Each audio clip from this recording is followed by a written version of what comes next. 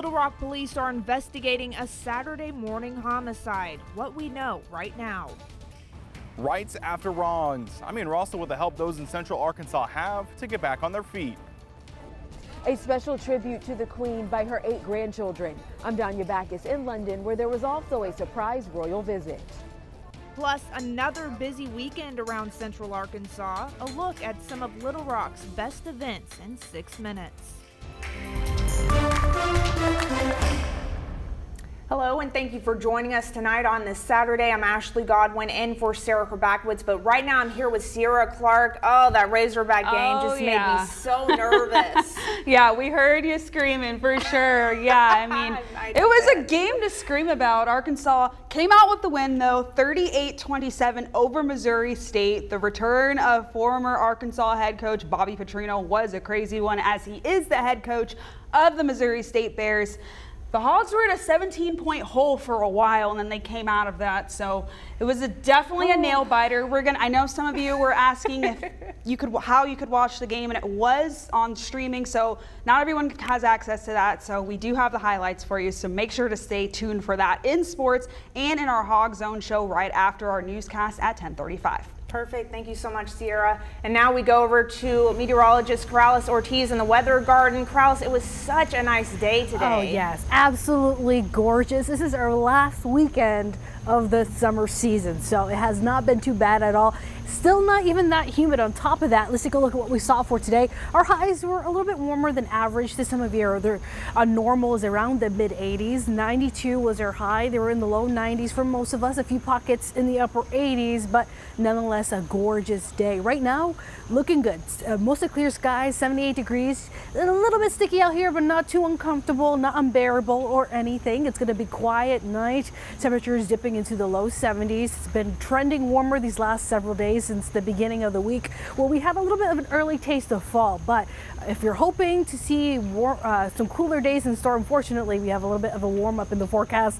Look at that autumnal equinox forecast that we might expect. So I'll have more details on that and the hot week in store in your forecast coming up. A man is in custody for the early morning homicide on John Barrow. 27-year-old Stephen Dillard has been arrested and charged with capital murder. It happened around 4 this morning when police were notified of a man with a fatal injury at the Baptist Hospital. Later, they found out the man was injured near the intersection of John Barrow and Canis Road. LRPD has not released the name of the victim yet. Pulaski County prosecutor will not be filing charges against law enforcement involved in a 2021 in-custody death. Terence Caffey died during an arrest for an alleged fight with an employee at the movie tavern. Back in March, attorneys representing the family announced the autopsy showed Caffey's cause of death was ruled a homicide. The family has been pushing for the body camera footage and surveillance video to be made public.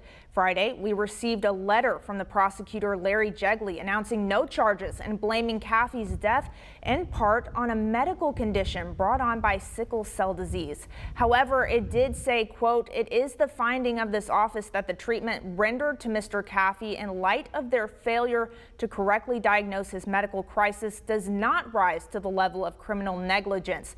The letter states no one used unlawful force against Caffey. We have the full letter online at thv11.com. Sometimes a misstep can feel as if it's the end of the line, but community organizations spent today correcting those missteps, showing that help is out there. THV 11's Ian Russell has the story. Ian. It's not easy to ask for help, but at Rights After Wrongs, getting back on your feet isn't just a motto, it's what they do best. If the journey of 1,000 miles starts with a single step, then this is where those steps begin. And I know what that's like. I know what it feels like to be given a second chance. And Shanika Jones already has plenty of steps behind her. I was incarcerated for real estate licensing law, and I had a robbery charge. It's something she'll always carry, but it's not holding her back.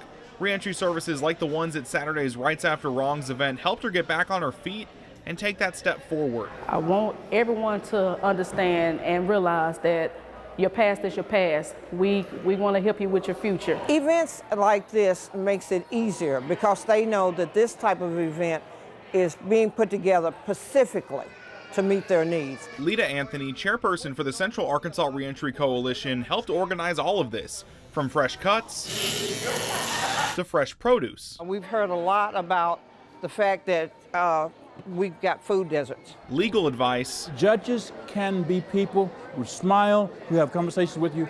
This is important for people to see because a system that keeps people frightened of justice cannot be a just system. To voter rights. We had a couple of people bring their discharge papers, and we were able to register them to vote. And so they'll get their card in a couple of weeks. All of this is set up to help people succeed. So we're asking them to change that bad decision making into good decision making and saying to them, here's the support to help you do that. Because while it might be hard to start the journey of 1,000 miles, all it takes is a single step and a helping hand. That's one of the reasons why I try to share my story with people and try to let them know that if I can make it and I can overcome that challenge, they can too. In Little Rock, Ian Russell, THV 11 News. Thank you, Ian. Rights after wrongs happens once a year, but there is help year-round for those that need it. We have some links to those organizations you saw in this story on our website at thv11.com. Now to happenings around Central Arkansas. Hispanic Heritage Month celebrations kicked off today on the north side of the river. Seis Fuentes, Hispanic Outreach hosted their second art and food festival at Argenta Plaza this afternoon.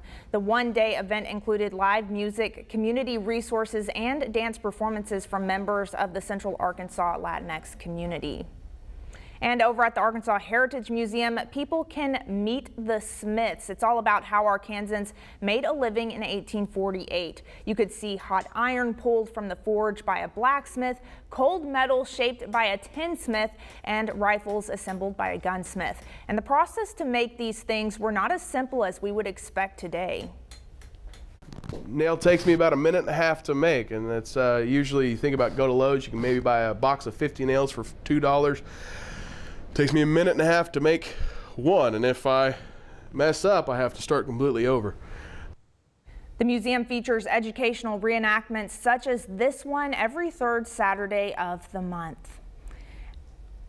And we're taking a live look at the I-30 bridge in Little Rock. Effective today, no more traffic will be going over the old bridge. Westbound traffic has switched over to the new bridge as part of the 30 crossing project. Now pay close attention and look for new temporary closures and changes in traffic patterns. Also remember, your water could come out of the faucet a little more brown than usual because of the construction. CAW recommends to run the faucet until it's clear.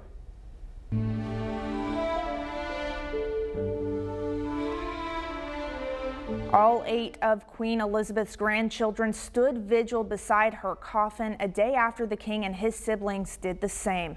Danya Backus has more on the special tribute from London.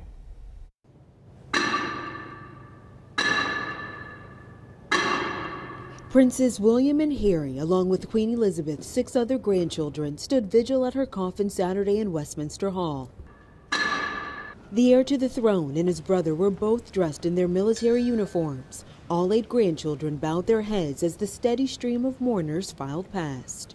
The extraordinary tribute comes as the line to pay respects to the Queen stretches on. Some waiting in the queue, as it's known here, for more than 24 hours. King Charles III and Prince William made a surprise visit to those waiting in line Saturday. It was a fantastic experience to meet both of them. Humbling experience as well. I said to him to keep up all the amazing work, His Majesty, and he responded to say, you know, I have to because I've got to look after you guys now. The King also stopped by the London police station to thank officers for their efforts as they prepare for the Queen's funeral Monday. London Police Aid will be the largest single event the force has ever handled, including the Queen's Platinum Jubilee in June. Near Windsor Castle before dawn, a few people gathered to watch a rehearsal for the Queen's burial procession. It was beautiful to see it in the dark. Hear it, the drums, they go right through you. The funeral will complete 10 days of national mourning for Britain's longest-serving monarch. Danya Backus, CBS News, London. And President Joe Biden has arrived in London for the Queen's funeral. He also is expected to attend a reception for world leaders hosted by King Charles at Buckingham Palace. And due to the Queen Elizabeth's funeral, we have a few changes in our programming on Monday morning. You can still catch Wake Up Central at 4:30, but we expect special coverage to begin at 5 a.m. CBS's Nora O'Donnell and Gail King will take us to London for Queen Elizabeth's funeral. You can still watch all our local content on our app at THV11+. Now, have you ever heard of samurai swimming? In 6 minutes, we'll share the latest trend from Japan and Corrales. Well, counting down the days until the fall equinox when we're officially into the fall season. But will it be feeling like fall? I'll have that answer in your forecast coming up.